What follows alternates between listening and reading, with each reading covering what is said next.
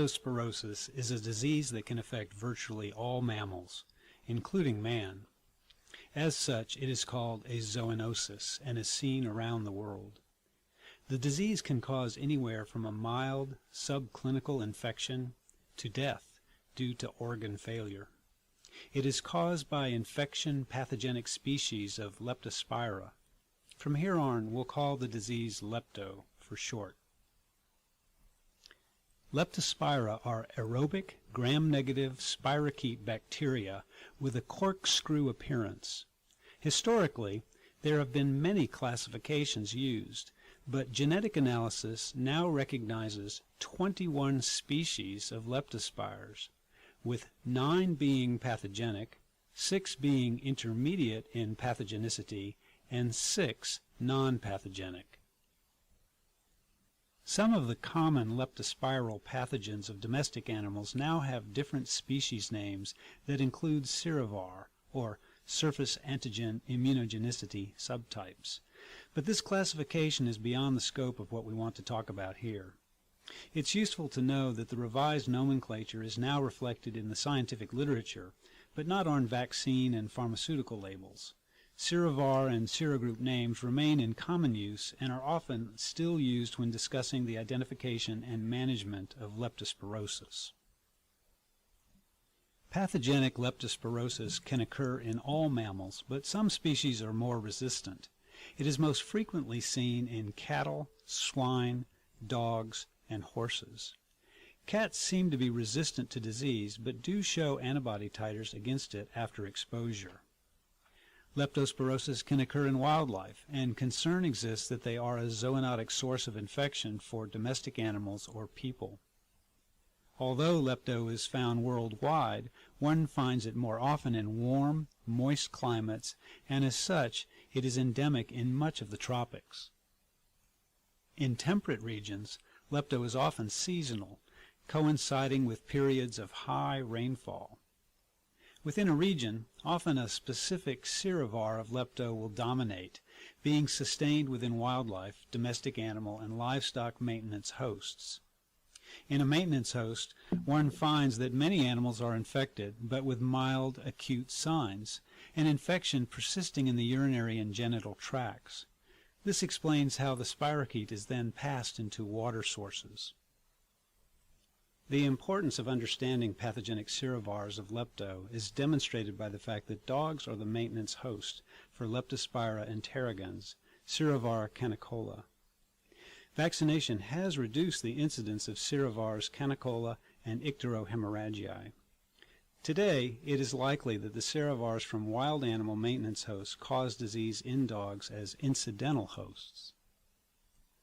Transmission among maintenance hosts occurs through contact with infected urine, placental fluids, or milk, and occasionally venereally or transplacentally.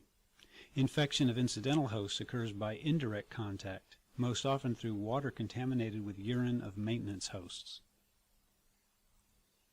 Survival of the leptospires in the environment to allow transmission is favored by moist and warm conditions, as lepto is killed by freezing, dehydration, and exposure to sunlight. So, how does lepto lead to disease? The organism can enter the body by penetration of exposed mucous membranes or damaged skin. Then, after an incubation period ranging from 4 to 20 days, they circulate in the blood and replicate in many tissues for 7 to 10 days. Clinical signs of acute lepto infections occur during bacteremia and tissue colonization. Antibodies against lepto can be found in serum shortly after bacteremia and eventually result in its clearance from the body. Acute clinical signs resolve following clearance of the organisms, but recovery of organ damage may take more time. If such damage is severe, chronic disease or death may ensue. Here's where the behavior of leptospires differs in a maintenance host compared with an incidental host.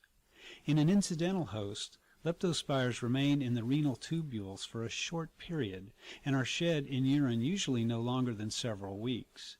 In maintenance hosts, however, the The bacteria remain most often in renal tubules and the genital tract, and leptospires can be shed for as long as years after an infection, leading to their role as disease reservoirs. In maintenance hosts, infections are generally subclinical. However, in incidental hosts, lepto presents most often as an acute febrile illness characterized by damage to the kidney and/or liver. Other body systems may be affected, resulting in uveitis, pancreatitis, bleeding, hemolytic anemia, muscle pain, or respiratory disease. People are susceptible to infection with pathogenic leptospecies as incidental hosts. Of course, those with exposure to livestock or infected pets, such as veterinarians, staff, and farm workers, are at greater risk. For the general public, exposure can come through recreational exposure to water contaminated by urine of domestic or wild animals, but an animal owner can also contract lepto from their pet or livestock. How does such exposure occur? Through contact of mucous membranes with blood or urine from the infected animal. In human patients, just like other incidental hosts, the disease can range from subclinical to multiple organ failure and death. Reported signs in human patients include fever, rash, headaches, ocular and muscle pain, and general weakness. Exposure of pregnant and breastfeeding women are of additional concern because transplacental infection has led to abortion, and breastfeeding has led to infection of the infant. Whenever lepto is on the differential diagnosis list, until it is ruled out, it is wise to handle animal body fluids only with gloved hands while wearing gowns and shoe covers to avoid spreading contamination. When handling wet bedding or cleaning cages, as organisms can be aerosolized, face shields should be worn. The diagnosis of lepto starts with the taking of a good clinical and vaccination history. Confirmation tests for lepto include detection of elevated serum antibody titers and/or PCR or immunohistochemical test in tissues. The specific test used most frequently to diagnose animal patients is the microscopic agglutination test. We'll call it the MAT test. In this test, one mixes a solution containing live leptospires with dilutions of the animal's serum. The reported titer is the highest dilution of serum that results in 50% agglutination. There's also a commercial ELISA test which detects antibodies to a membrane protein of pathogenic leptospira. This assay is judged as positive or negative, but will also detect vaccine-induced antibody. Semi-quantitative versions of this ELISA test are now available for in-hospital testing. Interpretation of serological results from the MAT test is sometimes not easy because antibodies may cross-react, the presence of vaccine antibody titers, and a general lack of agreement on what titer reflects active infection. Post-vaccination, animals develop relatively low antibody titers, from 1 to 100 up to 1 to 400, that might persist for 1 to 4 months or occasionally longer. In general, with a compatible clinical history and vaccination greater than 3 months prior, a titer of 1 to 800 up to 1 to 1600 is good presumptive evidence of leptospiral infection. However, as with many such antibody titer assays, it is best to evaluate the titer during acute disease and later, following recovery. In cases of acute leptospirosis, a four-fold rise in antibody titer is often observed in paired serum samples collected 7 to 10 days apart. Titers may remain high for several months, but gradually fall with time. In tissues or urine sediment, immunofluorescent or molecular genetic techniques are used. In formalin-fixed tissues, the sensitivity of immunofluorescence depends upon the number of organisms present. PCR techniques allow detection of pathogenic lepto in blood, urine, or tissue samples, but do not determine the serovar. However, culture is a difficult and slow process. Thus, it is more likely to be used in a research rather than a clinical setting. Culture of blood, urine, or tissue specimens is the only method to definitively identify the infecting serovar.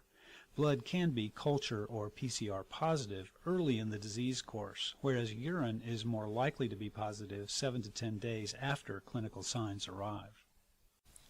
For domestic animals, Avoidance is not a practical preventative, as rodents, raccoons, opossums, skunks, and other maintenance hosts are frequently found in most environments.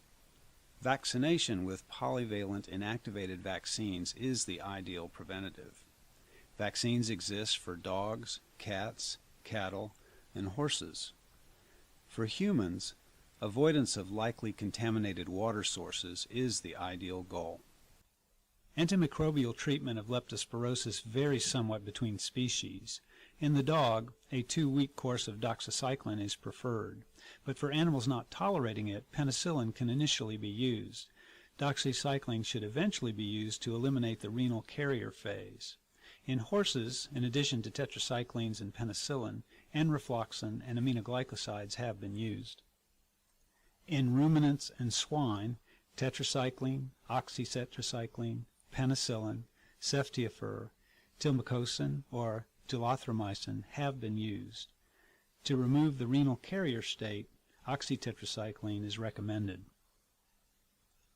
In summary, leptospirosis is a zoonotic disease caused by a gram-negative spirochete bacteria that induces subclinical or mild disease in maintenance hosts and can cause an acute febrile illness characterized by damage to the kidney and or liver in incidental hosts, including most domestic animals and man. Veterinary staff and animal workers are at greater risk of contracting leptospirosis, but the most common source of infection in the general public is exposure to water sources contaminated by urine of domestic or wild animals. Prevention is best accomplished through routine vaccination of domestic animals and appropriate antimicrobial treatment in the case of acute infections. Tetracyclines are recommended for eliminating the renal carrier state.